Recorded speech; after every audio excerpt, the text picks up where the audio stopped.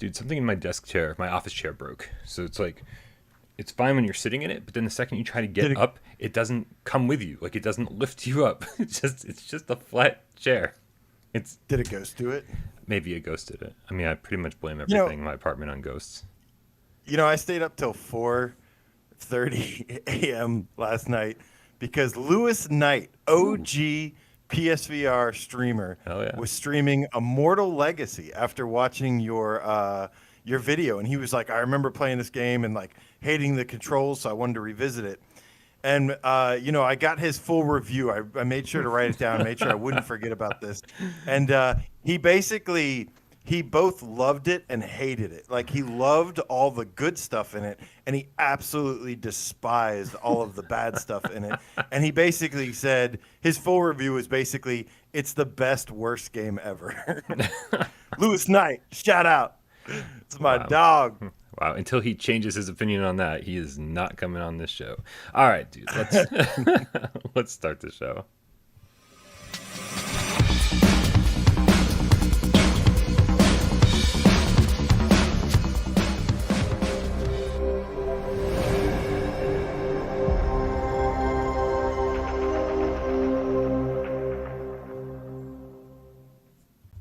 This is PSVR GamesCast Live, and I want to stop the show right now. Yes, Nick, there is great stuff in Immortal Legacy. In fact, I don't even know all the bad stuff that you and Lewis Knight are talking about. My name is Brian Paul from this channel right here, PSVR Without Parole, and the guys to my right, Dave from Dave Station VR. And of course, on the right-hand side of the screen is AJ from The Underground, PSVR Underground. Oh, give it to me. What is up, Brian? What is up, Game Cats? Guys, happy shitty Monday. But we're going to make your Monday hopefully a little bit better. I don't know. We got some controversial stuff to talk about. It might just be a regular Monday-themed Gamescast. She could go south real fast. I miss that you didn't say, make your Monday suck just a little bit less. I feel like at this point, you have to say that every Monday. Otherwise, it's like, yep. Yeah. Holy crap, man. I thank you everybody that's actually here. Like, this is airing like right in the middle, smack dab in the middle, as they say. I don't know who says that. I think my grandmother says that. In the middle of the Capcom E3 presentation. Or like, yeah, good timing Without Parole. Good timing. I'm sure lots of people are going to show up to watch you talk about old PSVR games in the middle of the Capcom E3 presentation. Let's get a little housekeeping out of the way. Oh my god, I'm fucking high as shit right now. Not really. Let's get some housekeeping out of the way. Make sure you join our Discord. Man. The link's in the description. That's where this conversation happens 24/7. Oh, I don't know what's not good. This is not good. This is really bad. Oh man, I almost wish you were high right now. I got the giggles. It would make more sense. I don't know what to do. Make sure you join our Discord, man, because that's where conversations happen 24/7. And of course, we do try to do some multiplayer gaming every single Sunday. Have we nailed that down yet? I think we're talking about doing a little Smashbox Arena, which, if you saw the thumbnail, we're gonna be talking quite a bit more later on. But we'll figure that out. We'll talk to you guys about that probably over on Discord. So make sure you join that so you know where this conversation's going, because I don't know where this conversation's going. Anything could happen. Yeah. Make sure you subscribe to Dave at Dave Station VR. Make sure you subscribe to AJ over at The Underground. I always say that at the end of the show, but I'm not sure if everybody actually makes it that far into the show. Nick Meal of the GameCast says, what the hell is happening? Now let's try the game feeling. If Capcom isn't talking about Resident Evil 8 VR, I got no business over there. Preach. Gotta wait for the PSVR 2 announcement first before any like official PlayStation involved announcements from Sony. They're not going to say anything, and I don't think they're going to say anything personally until after this summer when all these amazing games come out first. Because these games are big hitters, and man, there's a lot of stuff that's exciting.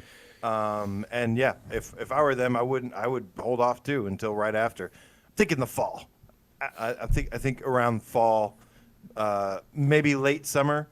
They're gonna kind of do the same thing they did with I don't know. They're unpredictable these days, but if I were them, it would make most sense.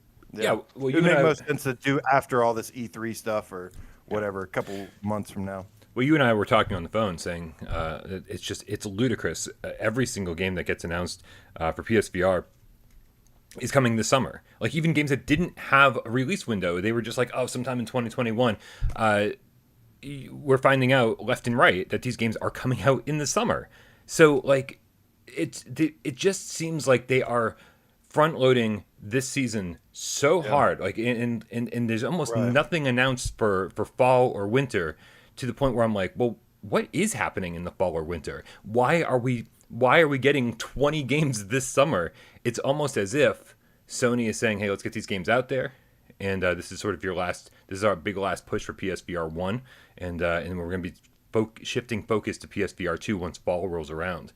And I don't know if it just looks that way or if that's actually what's happening. But man, it really looks that way. Don't you agree? Yeah, it's just a practical thing to do. I said this even without even following the flat screen stuff as much. It was like Ghost of Tsushima, Final Fantasy VII, Last of Us 2. They were out of the way, and then it was like what? Maybe not even a month later. It was like boom, it's PS5 reveal time, and that's just I kind of feel like the same thing with PSVR 2. It's Fracked, Arashi, Sniper Elite VR, After the Fall. These are big games, man. Traffic Jams. Traffic Jam. Windlands 2. There's so much stuff. And then get that out of the way. And then boom. Yeah. Bada boom, bada bing. Yeah. It's practical. It's a practical thing to do.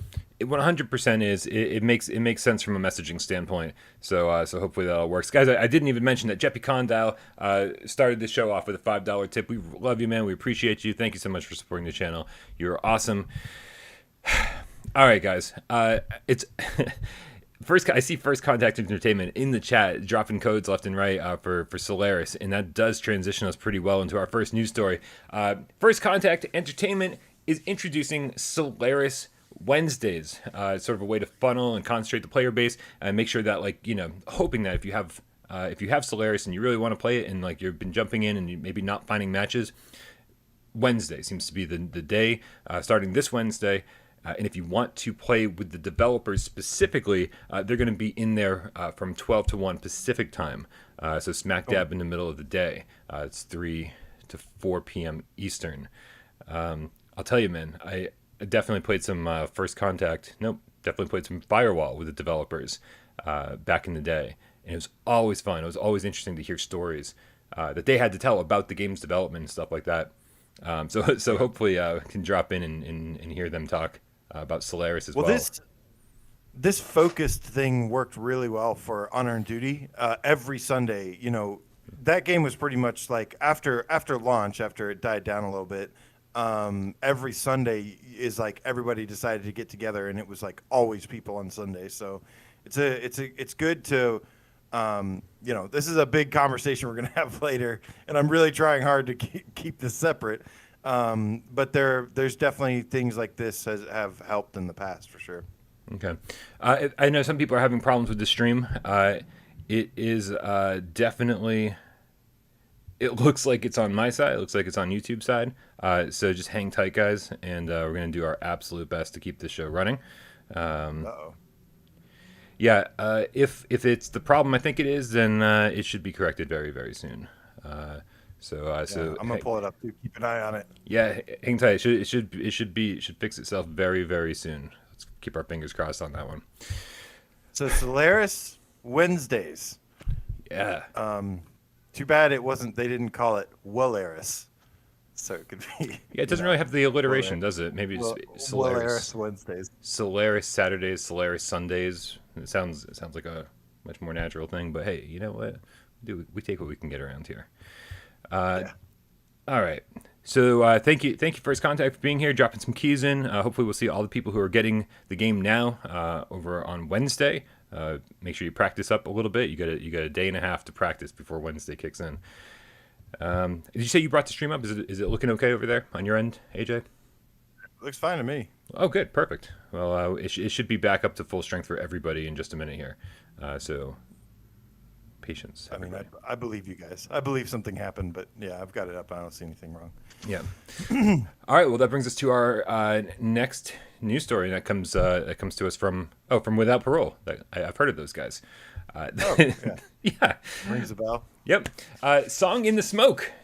That's it's an upcoming PlayStation VR game, an upcoming survival. Another big one. Another big one by Team 17. Yeah. Nope, that's not right. 17-bit. I always do that. Oh, Solaris says Off-World Wednesdays. There you go. And that flows a little bit better. That's way better. Off-World Wednesdays. I like it. Okay. Yeah. I take it all back. The alliteration is there. It's in high gear. It's working perfectly. Guys, Song in the Smoke. So I sat down and I talked with Jake from 17-bit, and he is like the CEO. He's or founder. He's like the art director. He does a lot of things. It's a small studio, and we had an amazing conversation that lasted like an hour. And in that interview, that conversation is going up on the channel later tonight. I think I have it scheduled for like either 8 or 9 p.m. So sometime after this show is over, you'll be able to check out that entire thing. And man, he answered a lot of questions. I know that I had a lot of questions concerning how the game was being played, how really like the moment-to-moment gameplay, and I think he really clarified a lot of that for me. But something he also said that I wasn't expecting, this was one of those games with a 2021 release date. And I asked him if he could narrow it down a little bit, and he said, oh, it's definitely summer 2021. And I was like, excellent. Of course it is. Add that to the fucking chaos, man. Yeah, I mean, like I said, I'm super excited for this summer. This is the swan song for PSVR Gen 1. This is going out with a bang, and wow, like I said, just tons of big hitters. And I'm almost honestly, I'm a little anxious. I'm a little like I already feel the pressure of like, oh my God, there's going to be so much to cover. Yeah. But it's a good problem to have, right? Like, I'd totally rather be drowning in games. You know, we just saw this Upload VR showcase, and all the good stuff that at least looked great to me was all PSVR stuff. Like, the other stuff was cool and all, but like every big game, and that was the conversation we kind of had with Shug, which is, you know, when it's attached to PlayStation, like they always get the games right, or they always have like a lot of games and stuff, and I love that about it. And yeah, it's nice to know that we have a lot to look forward to very, very, very soon. Yeah, no, absolutely. Man, I feel the pressure too. I'm not going to lie. Like in a perfect world, we'd get one of these games a week, right? Be like, hey, this week we're getting After the Fall. Next week, the week after, we're getting Winds and Leaves. The week after, we're getting Frack. The week after, and it would just be the most amazing summer ever. If somehow they took all 12 titles that are scheduled to launch this summer and they spaced them out one after another. But we know from experience, this past, what was it, October, where we got like 8 games in the course of 2 weeks, where they just loaded up Onslaught and O-Shape and after Until You Fall. I mean, it was like big games that we were excited for, and some of those games are just going to get lost in the shuffle. Yeah, I don't want that to happen. I don't want that to happen. Right? This could be the perfect summer, and instead, I think it's just going to be the summer of chaos. Yeah, I mean, some of those games did. I mean, it was tough. It got really tough around November, I think it was. October. No, it was September through. September and October, It was just like we were just blasted with stuff, and it was too much. I mean, you say one game a week is ideal. That's an ideal thing for a reviewer, but the average consumer, I don't think, you know, or smaller games, smaller indie games, but the average consumer doesn't, you know, they need like 3 months in between every big launch title. You know, these games, these huge AAA games that you spend hundreds of hours in, or however many, 50 to 100 hours in, like you typically want those to have a good like 3 months apart or something, or at least 2 months apart. I don't know what the span between Returnal and, I mean, they're doing it to the flat side too, because we had Returnal, then we had Resident Evil, now there's Ratchet and Clank, and you have to wonder like how many you know, are they? Is that a good strategy? I mean, it must be a good strategy, but at least the games are diverse and stuff, you know. Yeah, that is actually one of the more fascinating things is there's no two games that really look the same or that seem to be offering the same type of gameplay experience. Where it's like it really, I'm excited for every single one of these games. And I was trying to think of games that are actually coming out after summer, and all I can think of is Do Not Open, which is coming out on Halloween. And maybe I'm just drawing a blank here, but I can't think of anything after that. Oh yeah, right. We have no idea when Wraith is coming, but I mean, again, if that was an October release, how perfect would that be? I think it would. I would love it to be a October release, and you'd have to expect it to be. I mean, that is when everybody's in the mood to play horror games. That's when horror games are the best. We try and say October.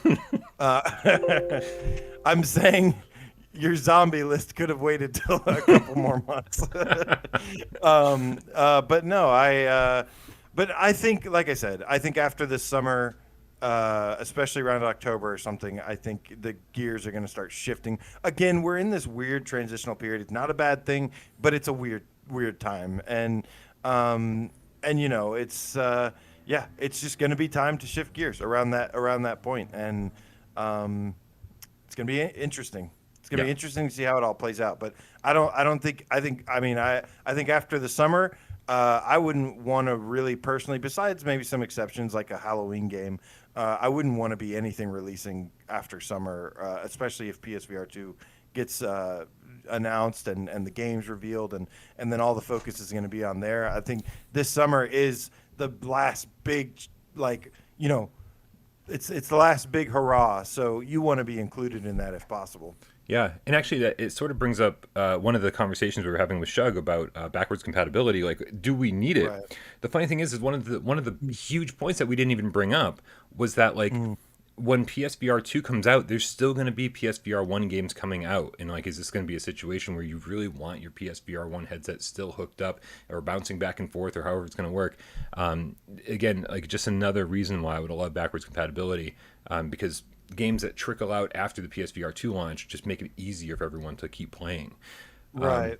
So yeah, it's we're in for it, man. We are absolutely in for it. It's going to be a crazy, crazy time, and the crazy time is starting literally in 2 weeks or so. The games are just going to start flooding in at that point. Yeah, July 8th. As far as we know, as far as announcements, July 8th is Sniper Elite, and that's kicking this thing off. Yeah. And that's a huge one. That is a huge, huge game incoming. They've already said more specifics on it, and yeah, it's a big one. Yeah, absolutely. All right, man. So our next news story. So real quick, that song in the smoke. You said interview. Yeah. When can we expect that? Tonight. I believe I have it scheduled for 8 p.m. tonight. So excellent. The show's going to end around 7 p.m. Eastern, and then you'll only have an hour before the interview goes up. All right. Well, I am very much looking forward to that. That is low-key one of my most anticipated games from one of these. I mean, there's so many of them, but that is definitely one I'm very interested in. You know, we were hoping to get Green Hell, and personally, I think this game looks kind of better. I don't know. I haven't played Green Hell, so I don't know, but I like the more, like I said, the more gaminess of this and the I don't know, the spiritual stuff that you see in the trailers and stuff. So I'm looking forward to watching the interview tonight, getting some more info, and yeah.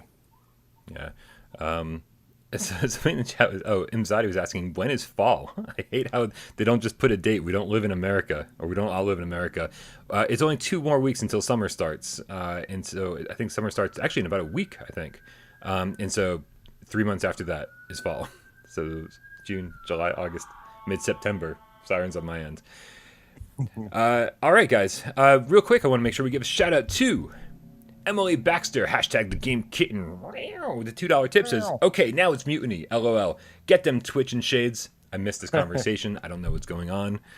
So we have to give a quick shout out to Emily Baxter, hashtag the game kitten. But usually we do it on Fridays, guys. If you change your name, make sure you leave a comment with hashtag GameCat. And that way we can do it. We'll get you all together. That's how Brian finds them. He doesn't know how to do it anyways, any other ways. Plus it makes it easier. And even I don't even really know how to do it that way, to be honest. But yes, there's a shout out. We got it, guys. We did it. It was a team effort. Thank you, Shades. Thank you, Twitcher, and everybody else who threatened me. Wow. Okay. I see this is a peaceful demonstration. I got it. Next, peacefully protested. Yes. Next piece of news comes to us from the Iron Man VR developers. Might be somewhat unexpected for you guys to hear that their next PSVR release is not a big Marvel license. In fact, they're going to their roots, and they are putting Republique into making it compatible with PlayStation VR. Let me bring up a trailer for this if you guys are unfamiliar with Republique. I call it Republique. There's like accent marks and stuff. Maybe it's Republique. I hate this game. I think it's fucking boring as all hell. And I told Ryan Payton that during my Iron Man interview, I believe. And but the one thing that could convince me to play it again and give it a shot, like a fair shot, would be VR. And so I'm excited to actually play it now. Oh, you played it without VR. Gotcha. Oh, yeah. Just like on... I own it for some reason. I don't know what was wrong with me. It must have been on sale or something on Amazon for like $10. And I was like, oh, I'll give this a shot. PlayStation 4, sure. But here's the trailer for Republique. Have you not given this game a shot? You've not tried it before? Me? No. I have no... I still don't even hardly know what it is. Is it a stealth game? It's a stealth game, and most of it plays out from... Does it have aim support? Does it have dual shock support? I don't know. Is it a horror game? I don't... Oh, I'm aware. I don't know what they're going to be adding for the PlayStation VR support specifically, but I'll tell you that it's a stealth game that plays out from the point of view of security cameras. And so I guess, if they're keeping that playing out the exact same way that because it's had VR support on PC for a while. So right. I'm assuming this is just the PC VR version. And so, yeah, you're still playing from the perspective of the security cameras and you're operating in third person mode. So, yeah, I don't know. I have no idea. Ryan from the VR Grid is here. And he says it's solid. It's solid. Is that a box quote? I don't know. Are you obligated to say that once it's on a box? Like, can you change your mind once they print it, or is like that permanent? I don't know how that works. What's weird is that this trailer is actually showing some first person stuff. Maybe Ryan can help us out. Does it actually at some point transitioned to another perspective? I have no idea. But I've got the game on flat screen. Maybe I'll actually give it another chance and stop complaining about it. But who knows? It's funny when we had Ryan Payton on Viewer Takeover like months ago. This was one of the things he told us about, and he was like, yeah, this is I got Republique coming to PlayStation VR, and we're like, oh, cool, and he just said, keep it under your hats. He's like, well, we'll make a bigger announcement soon, and I guess this is the bigger announcement because they announced it today. And it's also going to be published by Limited Run Games. There's going to be a limited run physical version of it. Oh, that's cool. Yeah. All right. Yeah, I don't know much about it, but now that I've heard one person say it's solid, and that's it. And then that you hated the flat version. So that's all I've got to go off of. I mean, it's nice that we heard one person say it's solid, but if we could possibly get a more reliable person saying that it's solid, I would feel much more comfortable. Somebody preferably without a Squishies box quote. I think you nailed that. Yep. I enjoyed it. Metal Gear Solid vibes, he says. No first person except maybe to look around. Okay. Interesting. That's cool. So it's a VR game, but it's not in first person? No. So, AJ, for the third time during this show, let me explain how this game plays. It plays from the point of view of a security camera in third person. So your head is the security camera. Ooh, that actually didn't make me feel very good at all. Understood. Yep. Hasib Mirza says, it's solid. But is it... Oh, God. Can I make the joke without it being such a dad joke? Is it Metal Gear Solid? Sorry. I retire. I'm going to go back to bed. I apologize. I'm high as fuck. We should all call that today. Right? Dave had the right idea. That's exactly what we should have done. All right, man. We got to move on to the next news story. Do you know anything about this? Is it? I don't know anything about this, but I saw it from the run of show, and then I went and looked at it, and it's hilarious so far. I don't know. Just an angry rant. I'll tell you how I feel after you read us through it. Okay, yeah. So I don't know if this is a rant or not. I can't quite figure it out, but I do like what it is. And basically, what it is it's the developer of Synthesis Universe, which we recently reported on PSVR this week. That developer, it seems like his name's Olivier. He got approved to be a PlayStation partner, and so this game Synthesis Universe has been, getting positive reviews, more of a musical experience kind of thing on Steam VR. It seemed like that game was going to come over to PlayStation VR once he got approved for PlayStation partnership, and then I don't know what's going on. He seems like he got a PS5 dev kit, possibly a PSVR 2 dev kit. We don't really know, but he kind of went on this rant on Twitter, and shout out to Nick Mueller who pointed this out to me. So thank you very much, Nick. It reads, and God, I hope my reading skills are up to par today. Yeah. PlayStation 5 and VR, a thread. I forgot how excited I could get when reading docs. I'm the kind of dev to read my graphics card driver release note, so when it's a doc to a full system, I pretty much can't sleep about it. I'm tied by a 59-page NDA, so I have to navigate with that. For more than a year, my tech artist side has been pretty much castrated by Quest in a way that things were all about to opt. This is not going well. You want me to read it? Yeah, give it a shot, because I don't know if it's me or if it's the tweet itself. For more than a year, my tech artist side have been pretty much castrated by Quest in a way that things were all about how to optimize the hell out of things and solve the lack of rendering features. It's the tweet. I love that process, but it's mostly about overcoming frustrations. I'm always excited with a new graphics card, but they end up being used by 1% to 3% of gamers, so their new features are rarely unleashed by dev and engines. Now, a particular time in the cycle again, the one of the new consoles being adopted by devs.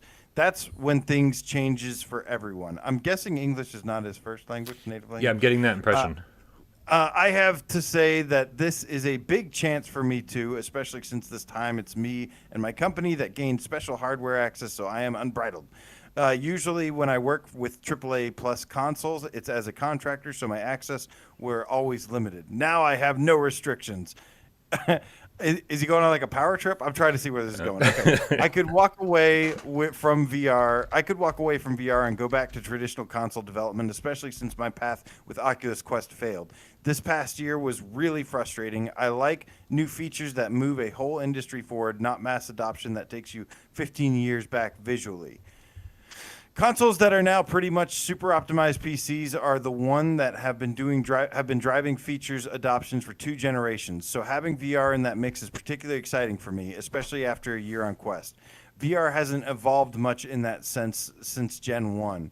It's better screens, better resolution, but some companies are still releasing the same thing, same shitty Fresnels. It's just refresh updates. I'm still using my CV1 to dev and Index to play. If you put on a PSVR today, it's still the best lenses. That says a lot. Yeah, hell yeah.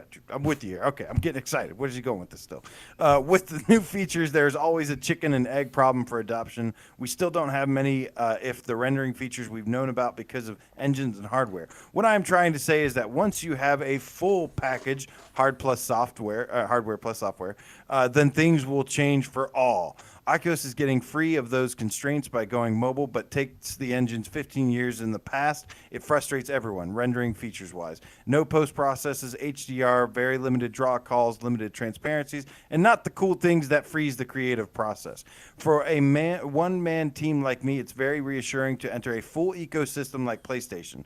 I know it's all tied up well together, hardware and software. It's comforting to know it's optimized on all fronts, and there are features that pushes everybody forward. I'm too excited, especially since PSVR was dragging past hardware that crippled it. Its camera. It was designed for Kinect-style gameplay. Not necessarily. Maybe a little bit. Okay. With more priority on horizontal FOV than vertical. Okay, that's right. That's what really limited its tracking, and PS Moves couldn't be properly used for VR2.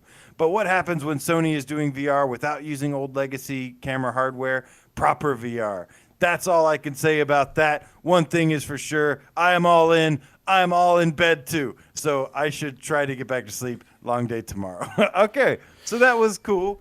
That was a positive. That was long, but it was cool, positive thing about sharing his excitement about the future, working with PlayStation, working with the hardware and stuff. And also sharing his frustration about the Quest and about how it's basically shackling developers. And I will say this is not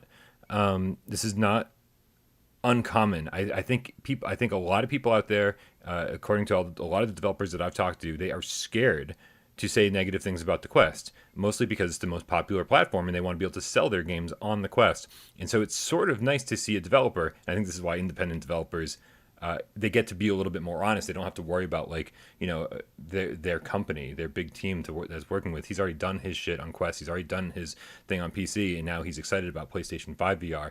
That's like the next thing for him.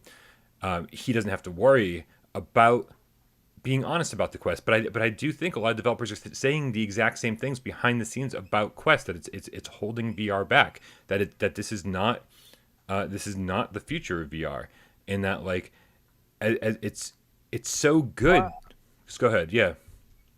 Yeah, I mean, I don't think I agree with that. I mean, I'm a PSVR for life, but I've played the Quest and played a good bit, and I think it's pretty impressive. I mean, it's able to run stuff like Saints and Sinners. Phantom Covert Ops looks great. For what it is, I actually think it looks really, really good. And if I'm not mistaken, I mean, I've seen this guy's game, a clip of his game. Isn't it just like a big visualizer thing? Yeah, basically. I mean, I don't. Yeah, like so I don't get. I appreciate the excitement and everything, but I don't know if I'm with him 100%. Like I don't know. I think it has done great things in many ways, and that's coming from a dude that's like diehard, would die for PSVR, and I still think it has. But I know enough to say see how it has had a positive impact. I think Shug was more accurate when he said it's moving towards like a social platform. It's more like but PlayStation will always have the games. But this guy, to me, like what he's making or whatever, doesn't even look like a real game. So I don't know. Well, we also don't know. That was part of sort of my setup on this. We don't know if what he's doing. We don't know if it's Synthesis Universe that he's bringing to PlayStation 5 and VR. We don't know. Maybe he has a bigger project in mind. Who the fuck knows? But he's basically saying the shackles are off, and so and I gotta respect that. I gotta respect the honesty that's coming out, because again, I think that too many developers are relying on the Quest. They're like, this is kind of the only thing that's selling right now, and so it's really nice to sort of hear somebody be honest about, man, like here we go. Like this is without breaking any NDAs. He's saying, man, this is the future. And I think that's really exciting. I firmly believe that, absolutely, that it's the future and stuff. But I don't think you have to. Yeah, go ahead. Yeah, I just want to clarify that my views on Quest don't even fucking matter in this conversation, because I've said over and over that I think it's important that Quest has brought so many new gamers into VR. I think Facebook is doing all of PlayStation's work for them. They're basically creating a VR audience, while PlayStation's kind of hanging back and waiting to strike, waiting to bring in the AAA VR games and show people what VR can really do. So, but that's just me. That has nothing to do with this. Behind the scenes, so many developers have talked to me and said, they vented about their frustrations with Quest, but no one is saying that publicly. Because it's the most powerful thing. I've heard venting from both sides for sure, especially that Alden Dynamics dude talking about all this stuff about PSVR, and just came off of. I mean, to me, it sounded wrong. And that's another person that was kind of expressing frustrations, but also it's hadn't done anything to really push the hardware, push the platform and stuff. I mean, he made a little magical experience thing that wasn't even close to some of these other indie games we've seen, in terms of being a game. But yeah, I don't. It's interesting. I mean, it's good, but again, I think PSVR set up Quest in many ways. Quest is setting up PSVR in many ways. I do firmly believe that the future is really, really bright and stuff, and it's going to be amazing. And I mean, how could it not be? But But yeah, I think both have contributed in many different ways. I think both are big players in the VR game, and that's the thing is, there's a lot of when I see a lot of developers talk about what's important for VR, they're all concerned about the hardware and stuff, and I agree.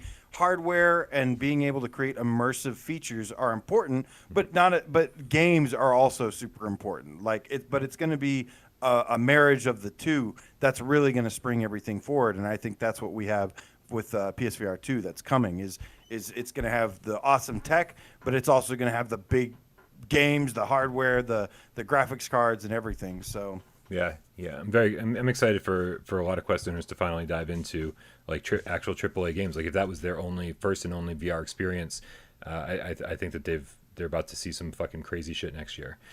Real quick, I want to give a shout out to Scott Jessico, PSN Harry Fellow, PSVR Game Cat for Life with the €5 quid donation. Says live in the chat, so he's not past or future. He's here in the moment. Hey there, boys. When PSVR 2 comes out, what are your top 3 games to come out and sell headsets, orb controls, and orb controller bundles? Ooh, top 3. Scott, just to go. Top 3 that would sell headsets. Gran Turismo 7, Grand Theft Auto 5. Yeah, that's in mine. And one more. And I don't know, Battlefield 7, whatever they're at by now. Yeah, I'm gonna.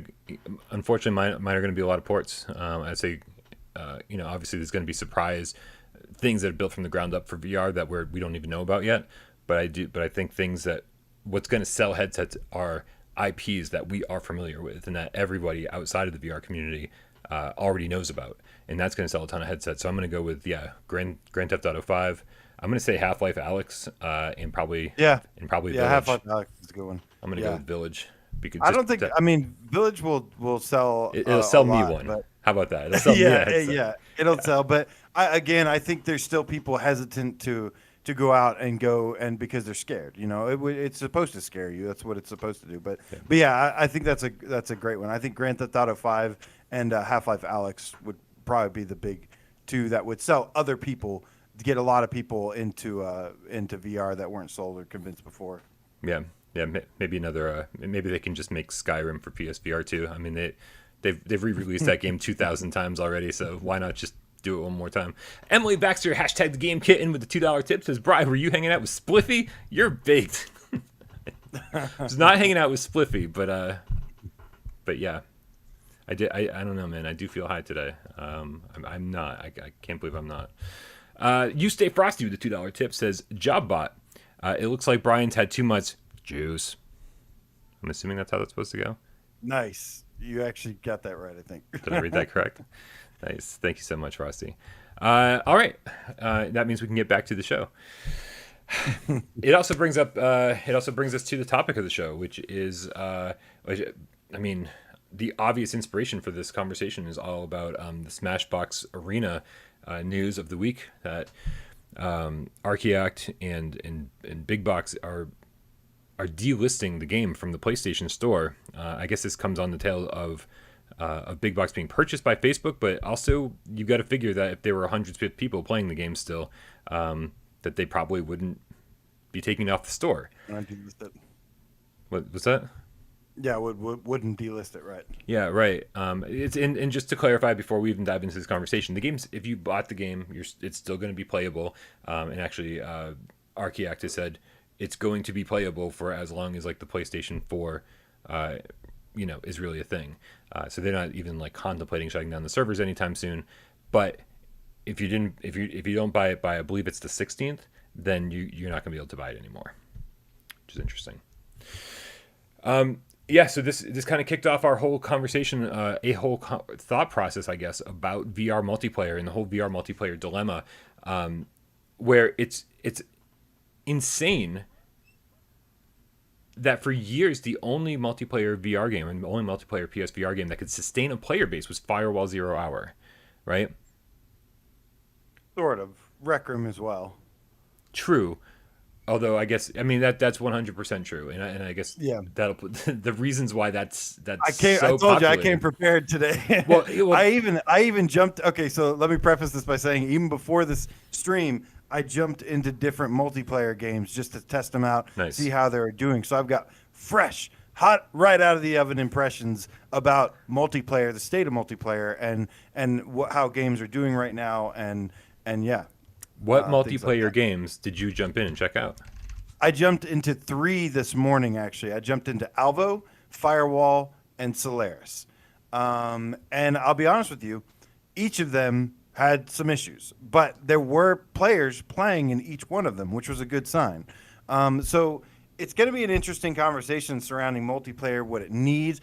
I have so many questions about it myself that I can't even answer. Like is our games, our multiplayer games, kind of borrowing from what flat screen games with these huge install bases have done, and are they trying to do a similar thing, and it's not working? Like, it needs a new strategy for VR. Is there a different approach needed? And I think I do have some answers as well, though, because quite frankly, some flat games also have had poor multiplayer support. So it's not necessarily exclusive to just VR, but it is something that is just far too common in VR, where tons and tons of games, I'll run through it real quick with Alvo. It had players playing. There was players playing in free for all, but it was like 6 out of 10. It wasn't a full lobby, but it was 6 out of 10.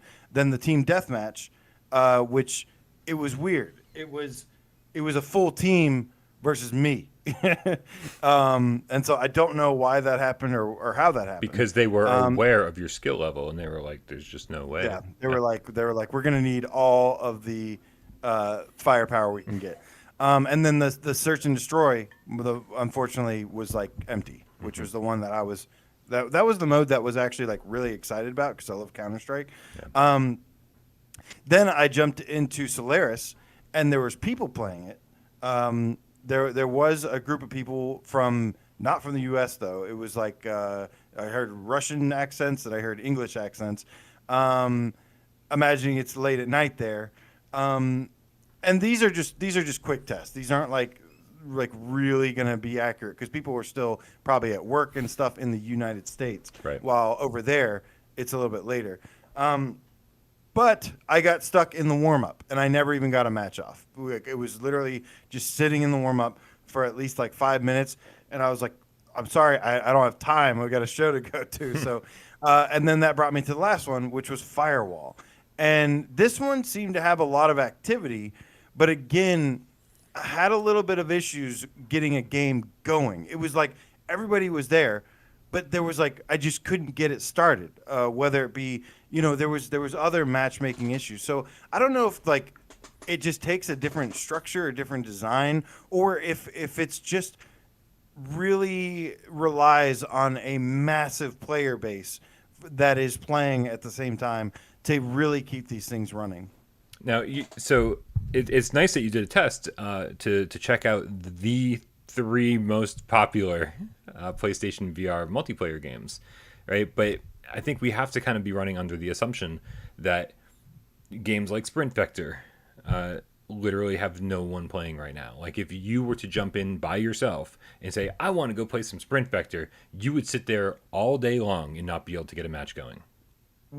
For the record, Sprint Vector for the first month, the month after launch, was booming. It was huge. Yeah. And that's a common thing with most of these games. It's like these multiplayer games, with some exceptions, Firewall's been out for 3 years and has remained active for 3 years. That's impressive.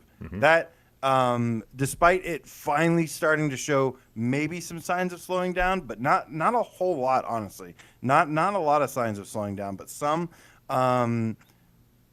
It's been like the multiplayer game. It's been the like benchmark one of like, hey, this is still going and stuff. What was the game you mentioned? I'm sorry. Sprint Vector. Yeah, that died after a month, but it was going strong. Yeah, and I think you could probably point to a lot of awesome multiplayer games that were strong for the first launch month. But do you think part of the problem is sort of cyclical, where people would keep playing it if they were able to jump in, and as soon as things start slowing down, and people go on and realize they can't get a match going right away, then that person stops going in and trying to get a match, and then it just becomes like this thing where it's like, yes, people would play Sprint Vector all the time, but since there's no one playing it, that they're not playing it. Does this make sense to you? Yeah, in a way, and it does kind of like snowball like that into nothingness and then melts. So basically, the second a game starts dying, it's dead because that's the process, right? And so the second anybody starts falling off, the audience just isn't big enough to support it. And so like the cyclical event starts happening, and like everyone just drops off because every time you jump in, it takes longer and longer and longer and longer to find a match. Do you think that Firewall is succeeding through all of this for any specific? Do you think it's the game? Do you think it's what the developers are doing? Because obviously, I think it's the game. I think it's the game. And just what it is, and how polished it is, and the progression system and stuff. I think that is 100% what it comes down to is the game and the game design. All these games have great gameplay. Solaris, Alvo, Firewall, all of them have Honor and Duty, even a bunch of them. They have great gameplay. Gameplay is not the problem. That is the one thing I can tell you. It is not the gameplay. There's something about the appeal, the setting, and the progression system. You know, Alvo was pretty flooded for the longest time, and it's still got people playing actively, yes.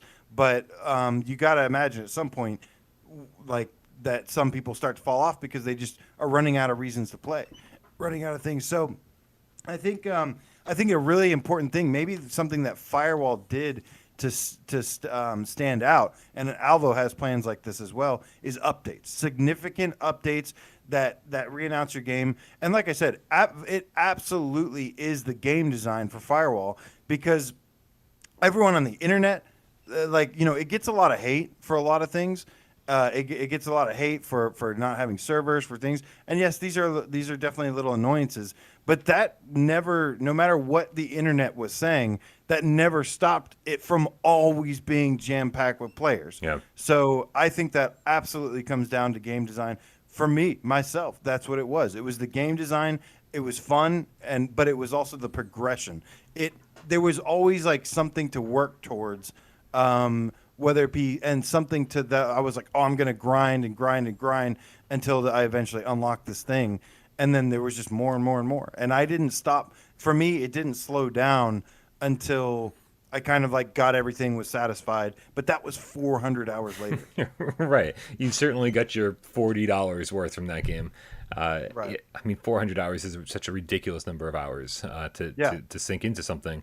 And anybody who, who didn't jump in and didn't. So, real quick. You were talking about gameplay and how important gameplay is, and I always my brain always immediately reverts back to Starboard Arena, right? Like, it's just talk about one of the most thrilling multiplayer games out there, and I get what Firewall is doing. Firewall is keeping people in. People in the chat are talking about it right now. That that there's even a new season for Firewall that was announced earlier today, I believe, and so like they are supporting that game and giving people a reason to keep coming back to it, but like. Do you think it presents a serious problem when games rely 100% on multiplayer? When you say, hey, if there's no one playing this game right now, then there's no reason for you to start this game up. Like, I'm so excited for After the Fall, but I'm also excited that like if no one is playing After the Fall, that I'm still going to be able to play After the Fall. That is definitely a big part of it. Is having some single player, even bots, even people express interest in bots all the time, because they want to test it out and they don't want to play with other people first. But yeah, I absolutely 100% believe that making just multiplayer only is more risky, because if it doesn't have players, then nobody can play it, and then when people say nobody can play it, then nobody buys it. Right, absolutely. Like, if it's a factor for sure. I 100% would say that if Starblood had like a single player campaign, if it had something for me to do, constantly grind away, offline, that I would have been I would have been playing the crap out of that game and learning each of the different vehicles and all the different pilots and and upgrading each one of those things. But man, to start that game up and sit there and just be waiting for other people to play, like it can immediately kill any enjoyment. Because then when you finally get a match going, it's like, well, this is it, man. This might be the only time I'm going to be able to play this game all week or all month. It definitely leads to a really difficult situation, and I think that's where a majority of the problems are coming from right now. It's like if it's you making a multiplayer only game, which is a fairly new thing. Like growing up and stuff, multiplayer only games were very, very few and far between, but now they're everywhere. Like I would say that more multiplayer games are multiplayer only than single player, than also have a single player option. So it's, I don't know. And never one mentioned co-op is the new thing. I think to some degree, yes, that is definitely something that people really ask for these days. And I've always loved co-op more than PvP personally. But that's Same. not necessarily going to keep a multiplayer base alive. That it just doesn't. Like otherwise, something with amazing co-op like Farpoint would have it and stuff. And, everybody has asked for Saints and Sinners to have co-op and stuff. And as much as I know that, like, agree that would be so much fun, I don't think it would sustain itself. I don't think you'd always be able to jump into Saints and Sinners co-op and it would be running. I think you'd have to basically handpick somebody to say, hey, you want to go play this with me, and then go have that really fun experience. But I don't think gameplay is the issue here, because all these games, Starblood included, had great gameplay. And those are important as a game, yes, but I don't think that is really the most important thing for keeping the multiplayer alive. I think, like you said, I do think a single player thing can definitely get people in the door. It sounds like mostly, but I think progression system is and like reward system is one of the biggest things in my opinion. I think rewards and progression are the most important, because you have a reason to keep playing. Yeah, 100%. If you enjoy the game, I enjoy a lot of these games, but I don't have I don't have any incentive to keep playing them. I have fun with them, but eventually that fun gets repetitive, or that fun just, kind of dies down. But the second there's a significant update, I'm like, ooh, what's this? There's also games like that are not shooters or competitive stuff, like No Man's Sky, which I play. And besides the issue that's going on right now, there's always like people in the space anomaly and stuff. But that's also non-VR. So I don't know if we want to loop those in too, or include them in the conversation. I don't see why not. No, absolutely. Absolutely. I think, I really do think that a shift needs to happen. Like until VR really, really takes off. I know that at least a few people in the chat have mentioned that PSVR has a very, very limited player base. Until VR takes... I mean, so, yeah. VR in general, but like right now, I feel like if you make a multiplayer only game for the Quest, then you're gonna have much better luck than if you're making a multiplayer only game for the PSVR, just because of like sort of where the focus is right now and sort of where the player base is right now. Until VR takes off, I just don't know if this is the kind of stuff that you want to be like making, or like as a developer, as a studio, be hanging your hat on, being like, well, we're going to cross our fingers and hope that everyone plays our game, because if they don't, then we're dead in the water. Like this, right? People are going to be complaining about dead lobbies, within a week, and then no one's going to buy it after that. You make a solid single player campaign, with no multiplayer, and that stands on its own, does not rely on any other external factors. And I really just think that developers need to rein it in a little bit and start focusing on single player campaigns and saying, hey, it also has this multiplayer option. If you really want to make something multiplayer, give it as an option. But if you make multiplayer only games, I mean, I don't know. I think we had the Arashi devs in here saying that like you need like a 20 million. Something along the lines of like 20 million player base to sustain this kind of ecosystem. And we're nowhere near that. We're nowhere near that. So, real quick. Well, go ahead. I was going to say, Acefield the Attack Cat with a $3 tip. I'm just trying to get caught up on these. It says, waiting in lobbies with a headset is a buzzkill.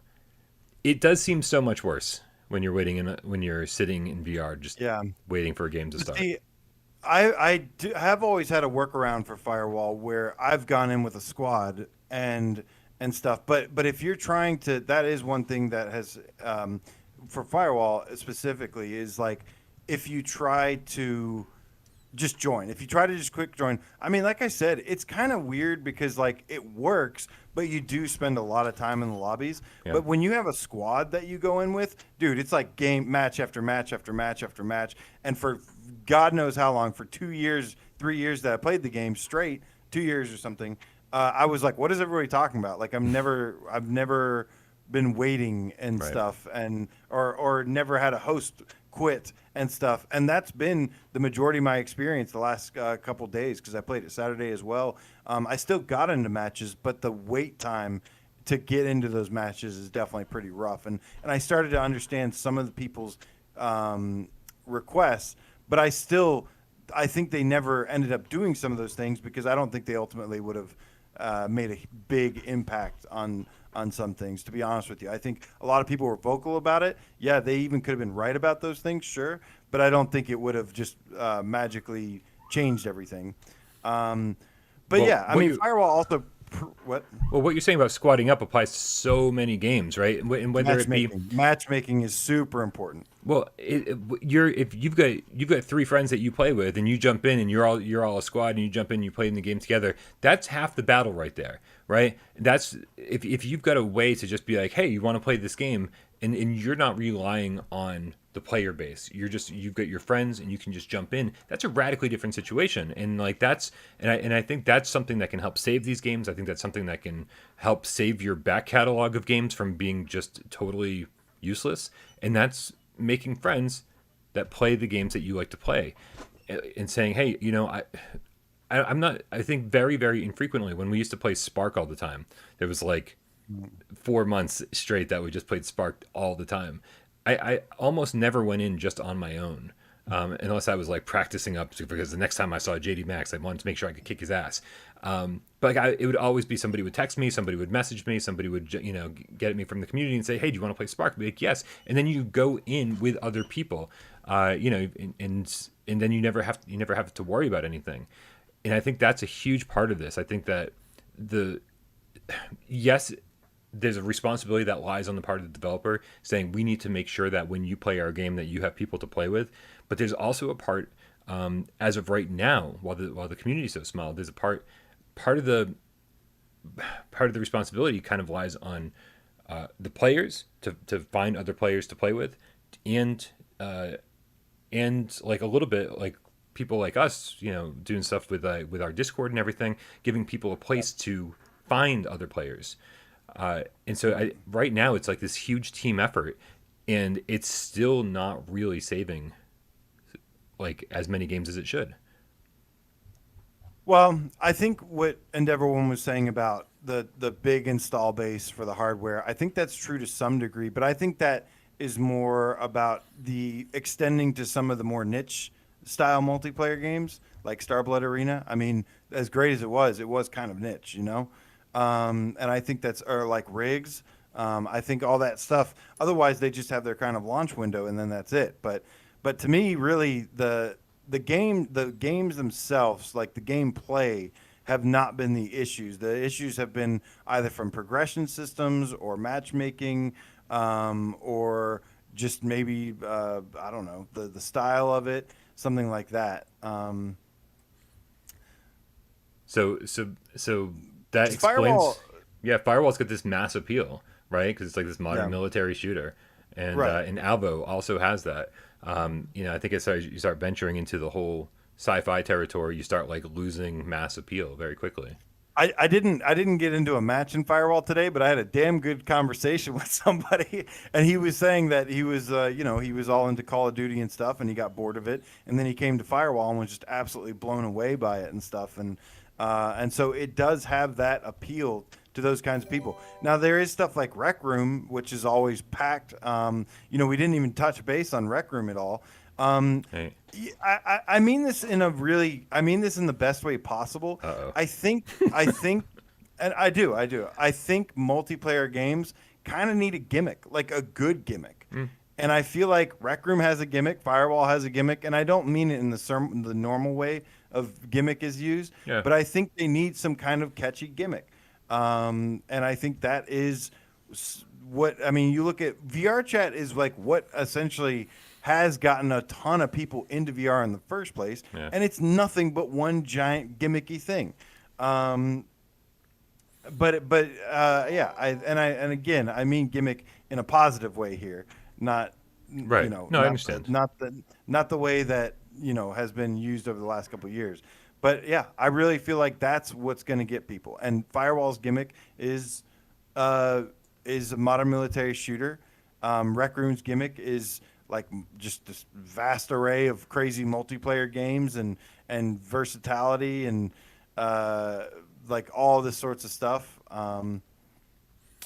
Let's get a couple more tips read out here. We got Emily Baxter again, #GameKit, and with the $2 tip says they need better better matchmaking so the players are of equal skill. Absolutely, that definitely helps a lot. The worst thing ever is when you finally get a match going and like everybody is like a million times better than you, and you just get your ass kicked pretty much immediately.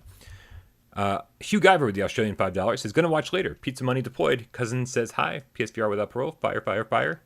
Fist bump. Right back at you, buddy. And then we got Joey Batts, 33 with the $5 tip says, I'm in New Hampshire. Hey, what's up, man? Like right over the state line. I can't and always seem to find players in Europe to team up with, so I can't play along with people. New Hampshire. Yeah. Yeah, I do. That is something interesting with VR games. I tend to, especially earlier on in the day, maybe it's because it's late night or something. There's got to be like a time. I think that's why it's a good idea for what Solaris is doing, which is trying to say, hey, everybody come here on Wednesdays. Like I said, that worked for Honor and Duty. Like there was always, every single Sunday, maybe even this Sunday as well. People still playing Honor and Duty. I have no idea because I haven't attended in a while. But every single Sunday there was somebody. So getting everybody to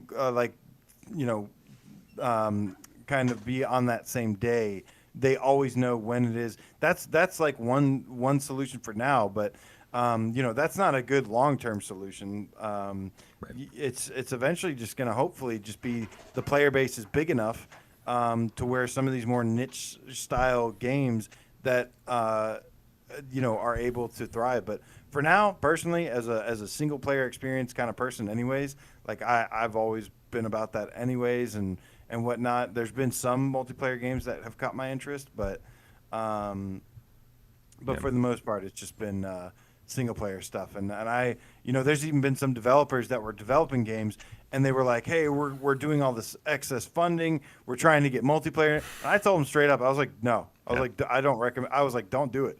Like you're going to screw yourself over. You're going to make a half-baked game and then you're going to have a dead multiplayer base and stuff. And again, this isn't just exclusive to VR as well. This is something that they should take notes from the flat screen industry as well. That's what killed Twisted Metal. Twisted Metal, the 2013 version, was they moved away from the single player, amazing story driven thing, and they went to multiplayer. And then they just completely before they launched and the multiplayer was like broken as hell. Yeah. And so that didn't help either. But as soon as they got the multiplayer fixed, it was actually really, really good. And then the game got shut down. The servers got shut down. Endeavor One in the chat says Rec Room was free and flat screen and shared social media, so it had instant player base. I mean, that you cannot understate the importance of that. You cannot overstate the importance of that.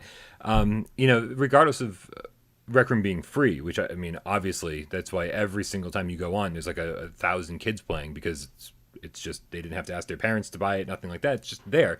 But kids are playing it on phones, they're playing it on their PCs, they're playing it flat screen, they're playing it in VR, out of VR, and so I think that's it's important that we recognize that game is free, but cross-platform play. Not just with other headsets, I think is one of the most important things. Yes, you want to be able to play cross-platform with Quest and PC gamers, right?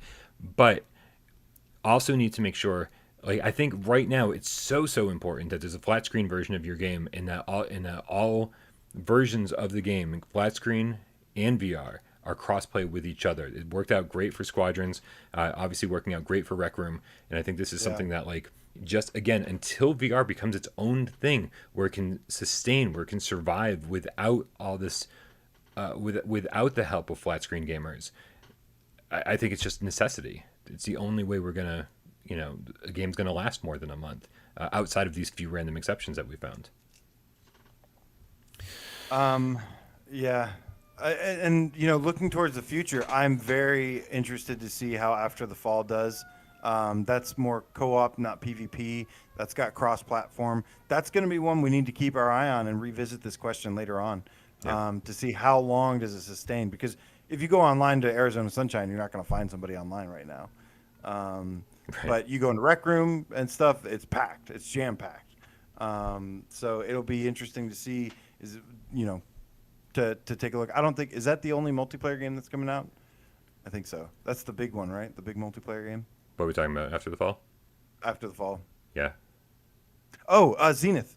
Zenith, thank you, Tet. I'm actually, that's another one I was thinking about, but I really have a feeling because of the way Zenith is, being like a RPG MMO, that's going to be the first time we have this data of seeing how a game like that does. And I have a feeling it's going to do really well because I have a feeling I'm going to be playing the shit out of it. Me too. Well, lots of other people, obviously, but I think that'll be one to keep on our eye on as well, though. That's going to be important. That's the first MMORPG to come to console VR. So I know there's a lot of hunger. There's a lot of you can definitely take advantage if you're not going to be if you're going to do a multiplayer only thing. Then just be the first to do something that's like really popular. People really desire. Yeah, you'll have a boost that way versus doing something super niche. Yeah, Steve IRE says, I'm amazed that VR even has online games this early in its life. Yeah, it's sort of fascinating that we had so many, and that any of them are holding on. It's pretty amazing. I agree. Well, VR multiplayer, when done right and stuff, it is super fun. It can be pretty special. I mean, it's unlike any other multiplayer I've ever experienced. Like, when I first jumped in, and decided I was going to be a multiplayer gamer, it was Call of Duty Modern Warfare 2, right?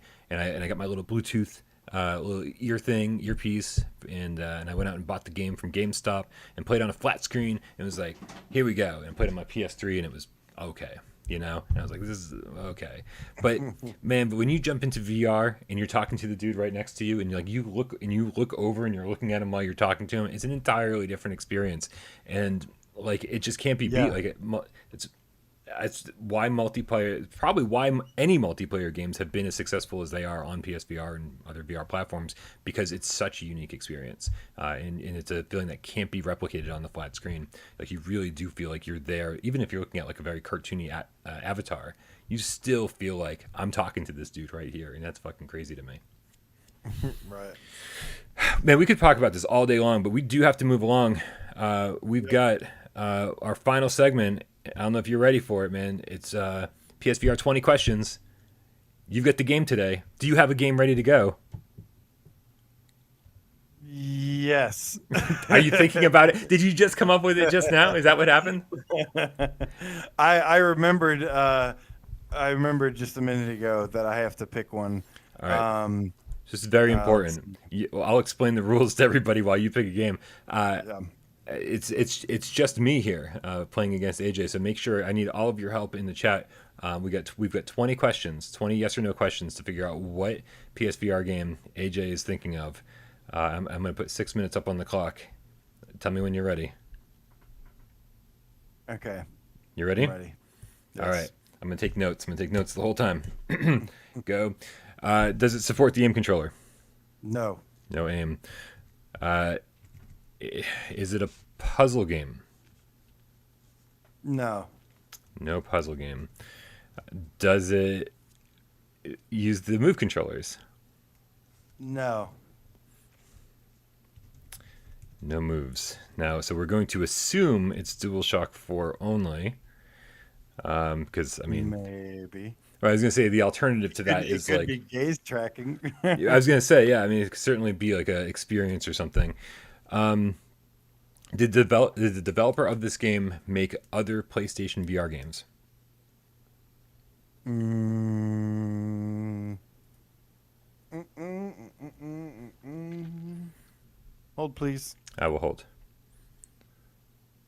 I will pause the timer until you answer the question. No, they have not. Okay. That eliminates Headmaster Twitcher. Is it okay, so they've only made one game. They've only made one PSVR game. DualShock 4 only. Does this have cartoony graphics? No. Okay. No cartoon. Yeah. What do you mean by cartoony? No, it's fine. No. I mean, it strives for something a little more realistic, we'll say, right? Yeah. Okay. Yeah. Sure. Yeah, I won't hold you to. Oh my god, it kind of looks like a little bit. Is there multiplayer in this game? There's no multiplayer in this game. No multiplayer. I hope you're keeping track of the number of questions because I'm not. Okay. You're on question 8. Okay. People keep asking if it's a sports title. Is it a sports title? No sports. No. Let's try to narrow down the genre here. So we know it's not a puzzle. We know it's not a sport game. We're assuming it only has DualShock 4 support.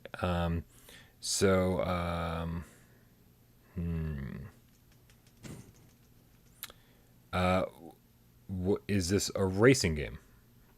No. Okay, no racing. That rules out Wipeout. Also, we said no multiplayer as well. But yeah, I guess racing kind of was a stupid question then on my part. Is it a horror game? No. Okay. No horror. I know nothing about this game. At any point in this game, are you in a vehicle? Ooh. That's a good question. Are you in a vehicle at any point in this game?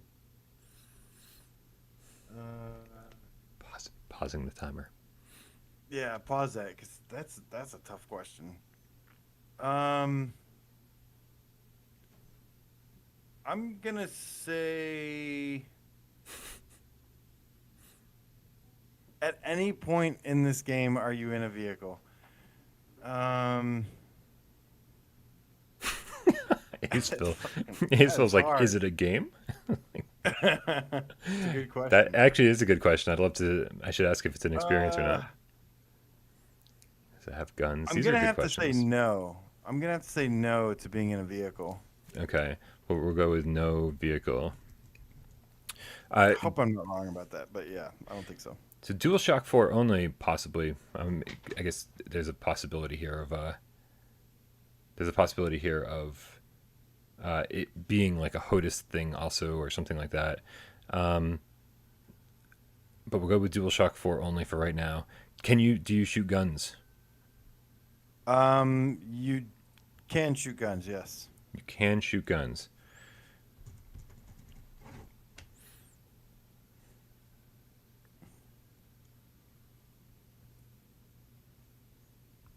Okay. Yep.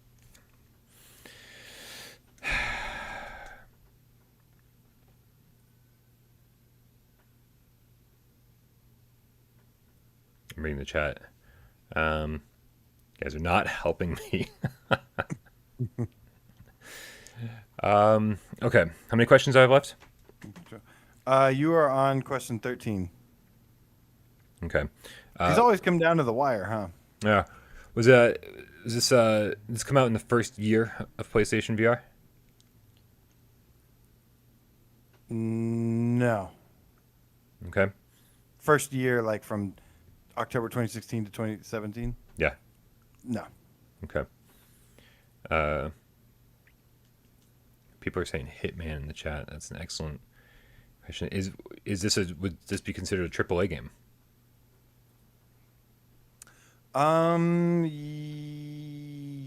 Yes. Well, that I think really narrows it down. Yeah. Okay. Yeah, it's a triple. Yeah, no, wait. What am I thinking? Yeah, it's a AAA game for sure. All right, let's get on this Hitman train. Do you play as an assassin with a bald head? It's oddly specific. It is oddly specific. I don't mind burning the question to find out, though. You do play as an assassin with a bald head. Oh my God! Is it Hitman? Wait a minute. Hold on a second. Is it the third game in the World of Assassination trilogy? Before I say it, it is the third game. Okay. Is it Hitman 3? It is Hitman 3. Thank you, chat. You guys are awesome. There's no way I would have gotten that on my own. I know you guys bailed him out. They Big were time. saying Hitman from the very beginning. They knew. Nice. They're like DualShock 4, Hitman 3. I will not take credit for this victory. The chat won this victory easy. for sure. I wanted to go a different one, but I didn't because Dave wasn't here. So I went with a little bit easier one because I figured you need help. Nice. That was great. All right, guys. Well, we got to get out of here. I don't even know what day of the week today is, but I've got a lot of stuff to get done. So make sure you tune in just 44 minutes. We will be airing the Song in the Smoke developer interview with Jake over there at Team, do this all the time, 17-bit. It's very informative. It's very interesting. He was an amazing person to talk to. He's got all sorts of great stories to tell. So make sure you tune in. That'll be on the channel very, very shortly. Make sure you subscribe to AJ over at The Underground. Dave, we hope you're feeling better. Make sure you subscribe to Dave at Dave Station VR. Sci-Fi Game Cat Henry, thank you so much for providing timestamps for this show in about 10 to 12 hours from now. Also, thank you to everybody in the chat. Thank you to all of our moderators for keeping the chat civil. Thank you to everybody who donated. Thank you to everybody who sat back, didn't say a goddamn word, and just watched the show. We know you're out there, and we love you very, very, very much. Also, Miles Dyer, thank you so much for taking over our Instagram account. We love you guys. Can I cue the cat? Cue the cat, Brian. Because I want to say goodbye and see you Wednesday to Tax Refund. The end on the 7th day he rested. Game Cat, Genetic Blasphemy, Dark Angel, Triangulator. Thank you guys so much for joining. Deathly the Scepter Radiant Death. Cat will have to do that Friday.